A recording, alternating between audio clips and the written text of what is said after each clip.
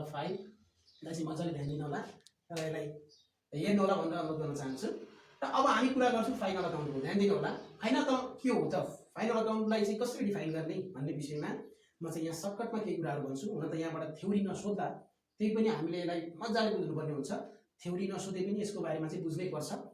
वास्तवमा के हो त फाइनल अकाउन्ट भनेको, फाइनल अकाउन्ट किन बनाइन्छ, के हो फाइनल अकाउन्ट भन्ने विषयमा छोटोमा म तपाईँहरूलाई डिस्कस गरेर यहाँ फर्मेटमा अथवा हामी यसको न्युमेरिकल पार्टमा अगाडि बढ्छौँ। नर्मलमा हामीले बुझ्नुपर्ने के हो भने सिम्पली सरल भाषामा बुझ्ने हो भने कुनै पनि फाइनान्सियल इन्स्टिट्युसन्सले अथवा कुनै पनि फाइनान्सियल अर्गनाइजेसनले एउटा फिस्कल इयरभित्रमा चाहिँ कम्पनीभित्रमा के कति ग्रस प्रफिट भयो, के कति ग्रस लस भयो, कति नेट प्रफिट भयो र कति नेट लस भयो, कति एसेट्स छ मेरो, कति लायबिलिटी छ, यो ओभरअल इन्फर्मेसन लिनको लागि कुनै पनि फाइनान्सियल अर्गनाइजेसनले प्रिपेयर गर्ने अकाउन्ट भनेको फाइनल अकाउन्ट हो। र यो हरेक वर्षमा बनाइन्छ। ठुला ठुला कम्पनीहरूले यसलाई 6 महिनामा पनि हिसाब गर्ने गर्छन् हैन, 3 महिनामा पनि हिसाब गर्ने गर्छन्। र विशेष गरी हामीले बुझ्नुपर्ने कुरा के हो त भने फाइनल अकाउन्ट भनेको जहिले पनि इयर गोइङमा प्रिपेयर गरिन्छ हैन। 1 वर्षको अन्तिममा यसलाई चाहिँ हामी तयार पार्छौँ र यो 1 वर्षको अन्तरालमा चाहिँ हाम्रो ग्रस प्रफिट कति भयो, ग्रस लस कति भयो, नेट प्रफिट कति भयो, नेट लस कति भयो भन्ने कुरा चाहिँ हामीले फाइनल गर्नको लागि प्रिपेयर गर्ने अकाउन्ट हो यो फाइनल अकाउन्ट है। त्यो भएको कारण अब हामीले बुझ्नुपर्ने कुरा के हो त भने फाइनल अकाउन्ट किन बनाउने भन्दा तपाईले भोलि कम्पनीले ट्याक्स दिनुपर्छ, ट्याक्स दिनको लागि नेट प्रफिट क्याल्कुलेसन गर्नु पर्यो, नेट प्रफिट फाइनल अकाउन्ट नगरिकन निस्किदैन। त्यो भएको कारण चाहिँ हामीले फाइनल अकाउन्ट एकदमै महत्त्वपूर्ण छ, यो हरेक कम्पनीले बनाउनु पर्छ है।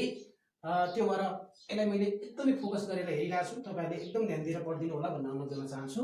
र यसमा मैले 3टा कुरा गर्छु। नम्बर 1 मा हामी ट्रेडिङ अकाउन्ट पढ्नेवाला छौँ, ट्रेडिङ अकाउन्ट है। एक्जाममा जहाँ 4 नम्बरको क्वेशन आउँछ 4 मार्क्स हुन्छ, ट्रेडिङ अकाउन्ट तपाईले मिलाउनु भयो भने 4 मार्क्स पार्ट हुन्छ।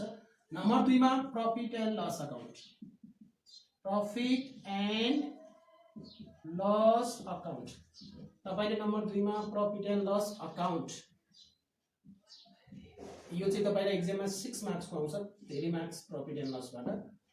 नम्बर 3 मा चाहिँ हामी हेर्दै छौं ब्यालेन्स शीट, ब्यालेन्स शीट। र यो ब्यालेन्स शीटबाट तपाईलाई 5 मार्क्स को क्वेशन आउँछ। टोटल गर्दाखेरि ध्यान दिनु होला 4 6 र 5 गर्दाखेरि 6 4 10 10 र 5 15, यो 3टा पार्ट गरेर हामीलाई एक्जाममा 15 मार्क्स को क्वेशन आउँछ। र आज हामी डिस्कस गर्दै छौं ट्रेडिङ अकाउन्टको बारेमा। ट्रेडिङ अकाउन्ट एक्जाममा 4 मार्क्स को आउँछ। त्यो भएर हामीले ध्यान दिनुपर्ने कुरा के हो भने एक्जाममा 3टै मिलाउनु पर्यो। 3टै नमिलेसम्म तपाईको हिसाब मिल्नेवाला छैन। जब ब्यालेन्स शीट मिल्छ तब मात्रै तपाईको हिसाब मिल्छ भन्ने कुरा हामी बुझ्छौं। तर ट्रेडिङ अकाउन्ट हामी आज गर्दै छौं, यो एक्जाममा 4 नम्बरको आउँछ। मैले भनिहालेँ ट्रेडिङ अकाउन्ट मैले नम्बर 1 को डिस्कस गर्दै छु। यहाँ लेखी मैले फर द इयर एन्डिङ भन्न लेखेँ।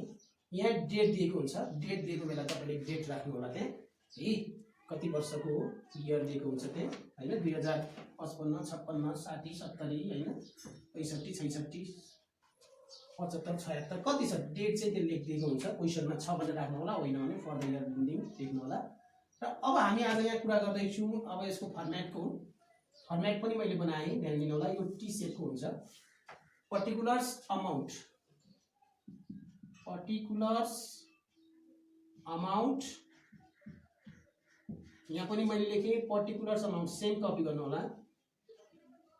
पर्टिकुलर्स अमाउन्ट र एउटा डेबिट साइड अर्को क्रेडिट साइड, यो पनि ध्यान दिनु होला है। यतापट्टि डीआर यतापट्टि चाहिँ सीआर है। डेबिट खर्च अनि क्रेडिट इन्कम, हामी खर्च र आम्दानीको बारेमा यहाँ डिस्कस गर्छौं।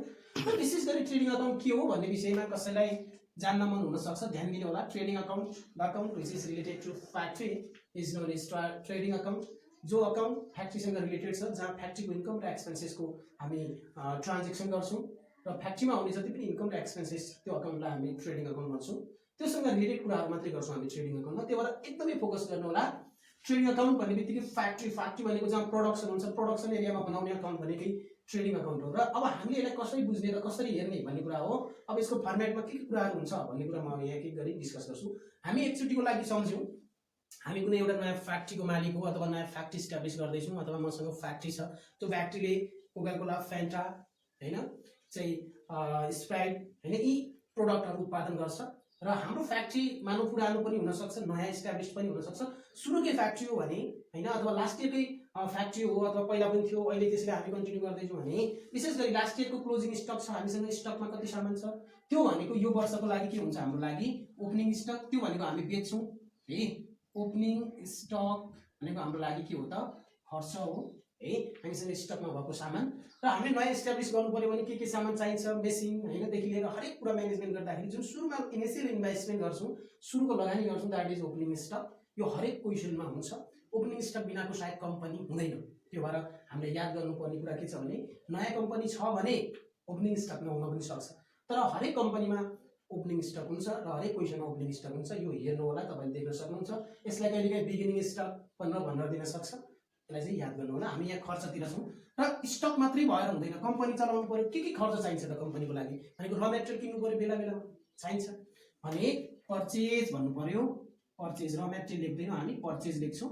यसमा यदि रिटर्न छ भने हामी यसलाई लेस गर्छौँ लेस पर्चेज रिटर्न है त पर्चेज रिटर्न छ भने हामी यसलाई लेस गर्छौँ यो पर्चेज रिटर्नको अर्को नाम हो रिटर्न आउटवर्ड ध्यान दिनु होला पर्चेज भनेको खर्च हो रिटर्न भनेको इन्कम हो पर्चेजको रिटर्न जहिले पनि क्रेडिट साइडमा दिएको हुन्छ हामीलाई जुन क्वेसन हुन्छ क्वेसन चाहिँ ट्रायल ब्यालेन्स बनाएर दिएको हुन्छ र त्यसको क्रेडिट साइडमा दिएको हुन्छ ध्यान दिनु होला अनि त्यसपछि त्यति मात्रै भएर भएन त्यहाँ काम गर्ने स्टाफ छन् स्टाफलाई तलब दिनु पर्यो वेजेस है कतिपय स्टाफलाई हामीले दिन बाँकी हुन सक्छ आउटस्ट्यान्डिङ ओएस जोड्ने यसैलाई कहिलेकाहीँ पिएवाईए बिएलई पेएबल भन्छ कहिलेकाहीँ यसैलाई ड्यू भन्ला कहिलेकाहीँ टु बी पेड भन्ला यो भनेको छ भने यहाँ जोड्नु होला र यदि दिइसकेको छ प्रिपेड छ है प्रिपेड अथवा पेड अथवा एडभान्स भनेको छ भने यसलाई के गर्नु होला लेस गर्नु होला मैले यहाँ दुईटै कुरा दिएको छु आउटस्ट्यान्डिङ छ जोड्नुस् पेएबल छ जोड्नुस् ड्यू छ जोड्नुस् अनि प्रिपेड र पेडलाई चाहिँ लेस गर्नु होला यो जहिले पनि एडिसनल इन्फर्मेसनमा दिएको हुनुपर्छ एडिसनल इन्फर्मेसनमा दिएको कुरा मात्रै जोड्न घटाउन पाइन्छ यदि ट्रायल ब्यालेन्समा यो आउटस्ट्यान्डिङ प्रिपेड पेड अथवा पेएबल भन्ने कुरा दिएको छ भने यो चाहिँ यहाँ जोड्न घटाउन पाइँदैन यसलाई चाहिँ एडिसनल इन्फर्मेसनमै दिएको हुनुपर्छ ध्यान दिनु होला विद्यार्थी भाइ बहिनीहरू एकदम केयर गर्नु होला र यो दुईटै कुरा एकैचोटि हुँदैन आउटस्ट्यान्डिङ पेएबल ड्यू अथवा कि त प्रिपेड हुन्छ कि त आउटस्ट्यान्डिङ हुन्छ यो दुईटै एकैचोटि हुँदैन कहिलेकाहीँ विद्यार्थी भाइ बहिनीहरूमा कन्फ्युजन के हुन्छ भने वेजेस एन्ड स्यालेरी एकैचोटि दिइदिन्छ है कहिलेकाहीँ स्यालेरी एन्ड वेजेस दिइदिन्छ स्यालेरी एन्ड वेजेस दिइदिन्छ र हामी यहाँ कन्फ्युजन हुन सक्छौँ यो कुन चाहिँ हो त कुन चाहिँ ट्रेडिङमा राख्ने कुन चाहिँ पिएलमा राख्ने भन्न कन्फ्युजन हुन्छ ध्यान दिनु होला वेजेस भनेपछि अगाडि हेर्नु होला यसलाई अगाडि के छ वेजेस छ त्यो भएर यो वेजेस नै हो अगाडि के छ स्यालेरी छ त्यो भएर यो स्यालेरी वेजेस हामी ट्रेडिङमा राख्छौँ है जहाँ चाहिँ फिजिकल्ली काम बढी हुन्छ त्यो क्षेत्रमा पेमेन्ट गर्ने कुरा वेजेस हो जहाँ चाहिँ मेन्टली काम हुन्छ त्यो क्षेत्रमा पेमेन्ट गर्ने कुरा वेज स्यालेरी हो र यो अफिसमा पेड गर्छौँ यो चाहिँ हामी फ्याक्ट्रीमा पेड गर्छौँ त्यसपछि टु क्यारेज इन वार्ड है फ्याक्ट्रीभित्र हुने खर्चहरू टु कस्टम ड्युटी भन्सार मौसुल दिनु पर्यो अब म इन्कम साइडतिर गएँ बाई सेल्स बनाएर मात्रै भएन प्रोडक्टलाई बेच्नु पनि पर्यो सेल्समा यदि रिटर्न छ भने लेस गर्नु होला सेल्स रिटर्नलाई चाहिँ लेस गर्नु होला र यसलाई रिटर्न इनवार्ड पनि भन्छ अर्को वर्डमा सेल्स भनेको इन्कम हो इन्कम क्रेडिटमा हुन्छ भने सेल्सको रिटर्न यो जहिले पनि डेबिटमा हुन्छ ध्यान दिनु होला अनि बाई क्लोजिङ स्टकको कुरा छ क्लोजिङ स्टक चाहिँ जहिले पनि यो एडिसनल इन्फर्मेसनको मात्रै राख्नु होला मैले यहाँ लेखिदिन्छु एडिसनल इन्फर्मेसनमा दिएको कुरालाई मात्रै यहाँ राख्नु होला क्लोजिङ स्टकलाई चाहिँ यो जहिले पनि एडिसनल इन्फर्मेसनको राख्नु होला ध्यान दिनु होला अनि त्यसपछि बाई लस्ट बाई फायर भन्दा क्वेसनले कहिलेकाहीँ ध्यान दिनु होला यो एकदमै महत्त्वपूर्ण कुरा छ लस्ट बाई फायर चाहिँ कुन कन्डिसनमा यहाँ राख्ने कुन कन्डिसनमा नराख्ने भन्ने कुरा हो यो एडिसनल इन्फर्मेसनमा मानौँ तपाईँको इन्सुरेन्स गर्नुभएको छ सामानको र इन्सुरेन्स गरेपछि कम्पनीले तपाईँलाई चाहिँ क्लेम गरिदिएको छ भने त्यो केसमा चाहिँ हामी लस्ट बाई फायरलाई यहाँ लेख्न सक्छौँ अथवा पर्चेजबाट लेस गर्न सक्छौँ तर विशेष गरी यसलाई यहाँ लेख्नुभयो भने पर्चेजमा लेस गर्नु पर्दैन लस्ट बाई फायर चाहिँ एडिसनल इन्फर्मेसनमा दिएको बेला चाहिँ यहाँ राख्नु होला कति बराबरको लस्ट भएको छ त्यो टोटल अमाउन्ट चाहिँ यहाँ देखाउनु पर्ने हुन्छ अब यति गर्दाखेरि डेबिटमा पुगेन टु अब यहाँ लेखेँ मैले अदर्स फ्याक्ट्री रिलेटेड एक्सपेन्स भनेर लेखेँ है अब डेबिट साइडमा पुगेन भने यो साइडमा पुगेन भने अब हामी लेख्छौँ यहाँ ग्रस प्रफिट ध्यान दिनु होला अलिकति देखिन होला है सिडी बुझिसक्नु भएको छ यो साइडमा पुगेन भने हामी लेख्छौँ ग्रस लस सिडी यहाँ राख्छौँ र दुईटै साइडलाई चाहिँ हामी के गर्छौँ बराबर गर्छौँ र यो दुईटै साइड बराबर गरिसकेपछि हाम्रो ट्रेडिङ अकाउन्टको फर्मेट सकिन्छ। यति तपाईँले मजाले बुझ्नुभयो र जान्नुभयो भने तपाईँको 4 मार्क्स स्योर आउँछ। फेरि म एकचोटि यसलाई रिकल गर्न चाहन्छु। मैले भनिहालेँ कुनै नयाँ फ्याक्ट्री छ सम्झिनुहोस्, सुरुमा लगानी गर्नु पर्यो, पर्चेज नगरिकन हुँदैन, रिटर्न छ भने घटाउनुहोस्, हुनैपर्छ भन्ने छैन, वेजेसमा आउटस्ट्यान्डिङ हुनैपर्छ भन्ने छैन, एडिसनलमा दिएको छ भने जोड्नुहोस्, प्रिपेड छ भने घटाउनुहोस्, एडिसनलमै हुनुपर्छ। क्यारेज इनवार्ड कहिलेकाहीँ क्यारेज मात्रै भन्न दिन्छ, क्यारेज मात्रै भनेको इनवार्ड हुन्छ, याद गर्नु होला, यसलाई ट्रेडिङमै राख्नु होला। Custom duty, other factory related expenses, मैले यहाँ लिमिट आइटम मात्रै लेखेको छु। फ्याक्ट्रीसँग रिलेटेड अन्य खर्चहरू पनि हुनसक्छ, फ्याक्ट्री रिलेटेड होइन, फ्याक्ट्रीको इलेक्ट्रिसिटी, फ्याक्ट्रीको वाटर होइन, फ्याक्ट्रीको यी विभिन्न आइटमहरू छ, फ्याक्ट्रीसँग रिलेटेड खर्चलाई यहाँ राख्नु होला।